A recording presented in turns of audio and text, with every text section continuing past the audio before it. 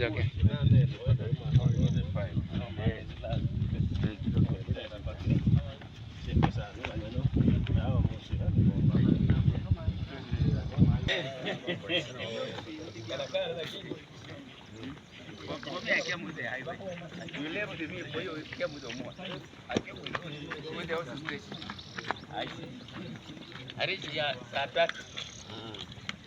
we also cruise that matter there.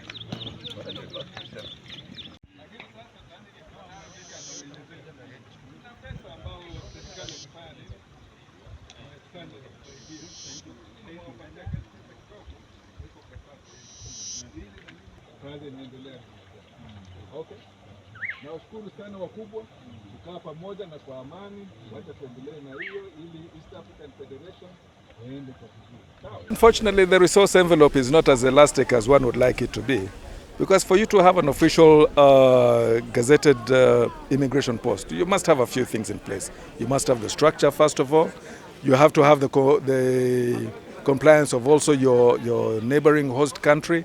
They have to be in agreement so that what you put in one country is also replicated in the other country to make it an official entry-exit point. But the resource envelope, because we need to put a lot of things in place. Without that, then you're really wasting your time. Engeri abantu gye bayingiramu oba gye bafulumamu mu nsi yaffe. We twogerera kati tulina ebitundu 72 ebiri gazetted ebiri official abantu mu bakkirizibwa okuyitamu oba okufuluma ensi. Naye twagenda okwesanga nga tulina ebitundu ebirala nga 336 abantu bye basobola okukozesa okuyita okuyingira ensi oba okufuluma ensi. Kati mu bitundu ebyo tubadde twebuuza nga gavumenti tusobola tutya oba okwongerawo ebeere official ebitundu ebikkirizibwamu abantu okuyita officially oba tubiggalawo.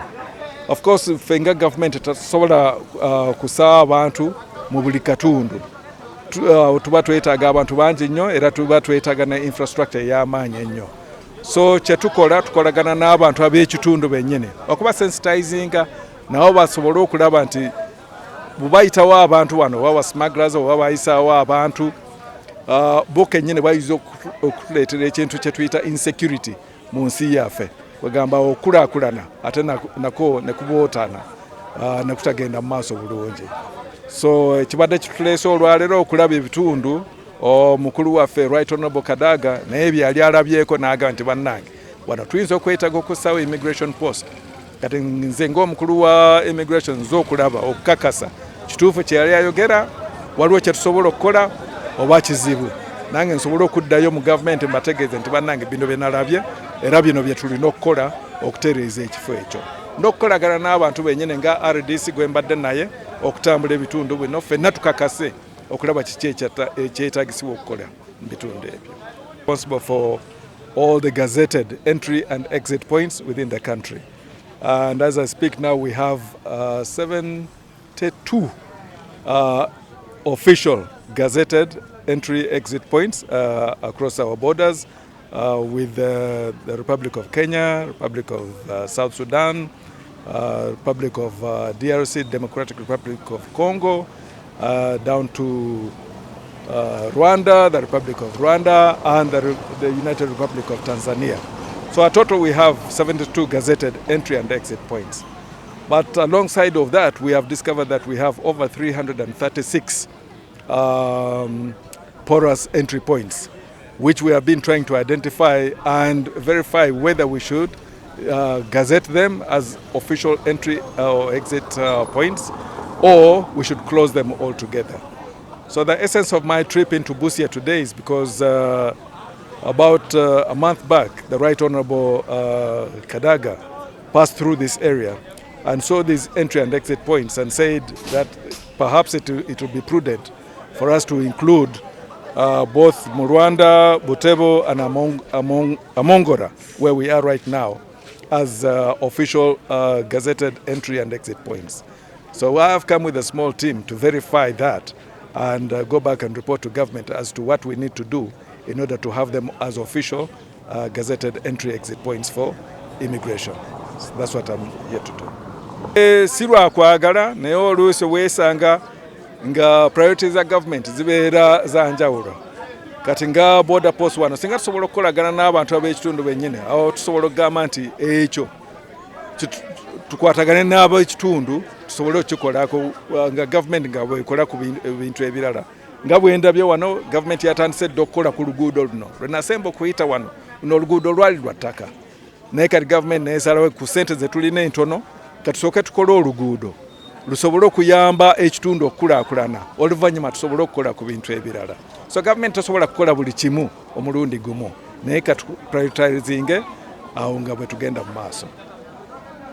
My appeal to the government, as now it is the third time to receive visitors from the center. There is a time we received visitors from the center, Kampala, and others from Kenya. They came and intervened the situation.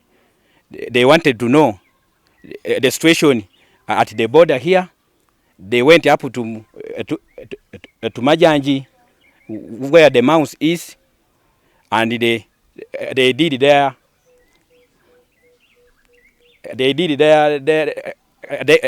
report. They came, but since that day, we are seeing them today. They have come and they have intervened the situation. Now we are waiting for the government to faster so that this road can be connected up to Rwanda.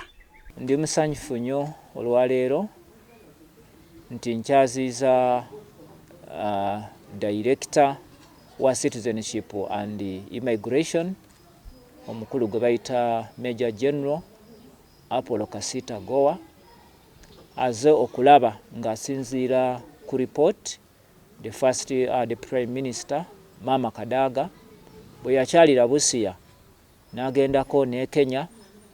Era ekizibu kye yasanga wano mu Busia yalaba nti oluguudo lwa Customs Road nga luliko traffic jam mungi nnyo. So ng'abantu b'e Busia kitwamugamba nti maama okukendeezaako traffic jam ono ku luguudo luno tulina okugazetinga points 2 oba 3 mu Busia, eye Lumino mu Rwanda border point neye Buteba ne ya Mungura. So olwaleero Director General wa Citizenship and Immigration abadde mu Busia nga naye aze okulaba ngeri ki government kyesobola okuteekingamu ebifo bino erabe nti esobola okubigazeetinga kubanga stretch y'e Busia eriko police points nyingi nnyo and weesanga nti abantu abamenyi b'amateeka abakozi b'ebibi bonna basobola okukozesa points ezo ne bayingira mu Kenya oba ne bava mu Kenya ne bayingira mu Uganda nga teri abakwatako. So kino we kikolebwa tumanyi nti government egenda kuteekawo abakozi ba government abagenda okukola omulimu guno tubeere nga tusobola okukendeeza ku bumenyi bw'amateeka mu Busia aba bayingira nga teri abakwatako. Era kinsanyusiiza nti omukulu aze okukola follow up naye alabe manyi nti bw'anaamaliriza okukola ripooti ye ebigenda okugivaamu birungi kubanga naye akirabyeko and director afunye n'omukisa okuinteractingako ne ba community members and nga balaga nti kino ekintu bakyagala nnyo era ne bagamba nti government eruddewo nnyo kino okikola. So manyi nti bw'anaamaliriza ripooti ye government egenda kwetiika omulimu ogw'okunoonya ssente okugazetinga points zino zeegatte ku ezo 72 ze tulina mu Uganda mwonna because Uganda yonna tulina gazetted points 72 na zino zeegatteko tukendeeze ku bumenyi bw'amateeka. So ndi musanyufu nnyo nti ekikolebwa ate above all government ya NRM eri kukola ekkubo erivu e Busia okugenda e Tororo ngeri kuteekako ka kolansi muzimu ku pledge za government ze yakola era ne director akirabye bulungi era n'abeera musanyufu nnyo ne tulowooza nti kino bwe kikolebwa kigenda kuboostinga ebitundu ebyo n'abantu baffe babeere nga bakozesa oluguudo bulungi. So report bwe naaba ewedde tujja kuddamu okutuula ne balinaana baffe ab'e Kenya tulabe kino tusobola kukikola tutya, tukolere wamu tulabe nti